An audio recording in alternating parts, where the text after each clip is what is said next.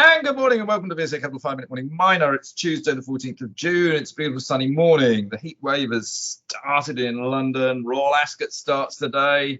You'll be glued, I'm sure, to your TVs if you're not there for the 2:30 race kicking off. And Baid is the favourite by miles, 1-6 on. It's not really worth a bet, is it, Ollie? It's not enough value. There's no value there. I think if you're going to go for a growth stock, you maybe have to go for the second horse, Real World, which is 7-1. I mean, that's for the second favourite, it's 7-1. I'm not sure I really fancy that either, but it's Saeed bin Sumo horse, so I can see why it's coming at second. I probably prefer Order of Australia, which is the Ryan Moore is the rider, and the trainer is Aidan O'Brien. At 18-1, but Paddy Power are paying 150 odds on the first four places, so maybe it's worth a go. Anyway, let's move on to mining. This is not a horse tipster podcast. What have we got this morning in mining, Ollie? Well, we're slightly late on this one, but Benchmark Metals actually put out a release on Saturday announcing their new enlarged resource. They've also upgraded confidence pretty significantly. So now 90% of the resource is in the M&I categories. So 3.14 million ounces at 1.4 grams a ton gold equivalent in the indicated category, and 415,000 ounces in the inferred at 2.63 grams a ton gold equivalent. So I think that's about sort of 44% and 77% increase in total, which is pretty impressive, and will all feed into the updated PEA due out later this year. I mean, one of the things to point out is there's still a lot of upside, a lot of satellite targets around the main Loy's deposit that haven't yet been drilled, and it's always worth remembering the way that these resources are calculated using a fixed price to calculate the economics for the conceptual pit shell. And if at that cutoff gold isn't economic, then it gets left out the resource. And the company just highlighting that slightly higher gold prices, they'd have a much larger resource. Obviously that's higher cost ounces, but it does mean that the stock should have better gearing if gold prices start to go up on top of that already significant resource. Interesting. Yeah, we like Benchmark Metals. They're a Shanghai Mining Club member, of course, and obviously PDAC. Paul is reporting back. Apparently, it's much busier today. People have flown in for a day trip from America, where you're allowed to do it without having any COVID restrictions or something. And the weather apparently is beautiful over there too. Maybe they should move PDAC permanently to June rather than March, where it's normally freezing and snowing. Anyway, Paul's enjoying it. He loves to go and see an assay in the assay shack, so we'll let him do that. Now, what other news?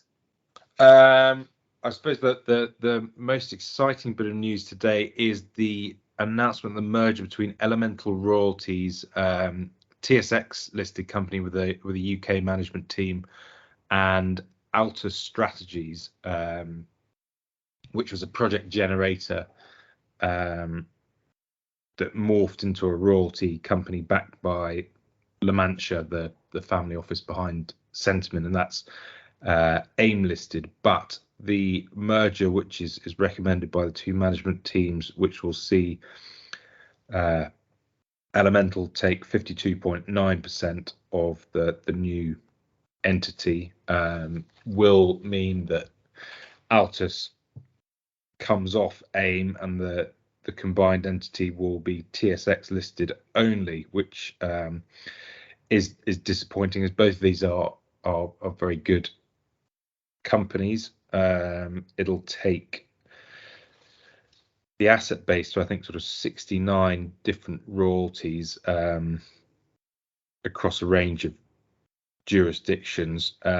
Elemental's got the edge in the split because it's got 7 currently producing gold royalties and mineral sands to Altus's 4, but Altus has the bulk of the pre-production and development royalties. But given there's so few royalty companies listed in London, it's a shame to be losing Altus, which I think is a bit of a wake up for AIM, perhaps. Well, I think it's a real shame. But if anybody from Altus Strategies or Elemental is listening, the way to solve it, of course, is to do a fast track and very cost effective dual listing on Acris, which frankly will cost you de minimis. And that means that UK shareholders can carry on owning a UK listed company and potentially obviously pick up more. So there's a very clear solution. It's sitting out there. Just give us a call and I'll sort it all out for you. There we go. Maybe you'll give them a little buzz, a little tinkle, Ollie. Yeah, that might happen. All right. What else we got? At least the market's up today. It's been such a horrible market at the moment. At least it is up, and certain commodity prices are up, although Bitcoin is down. Is there any other news though?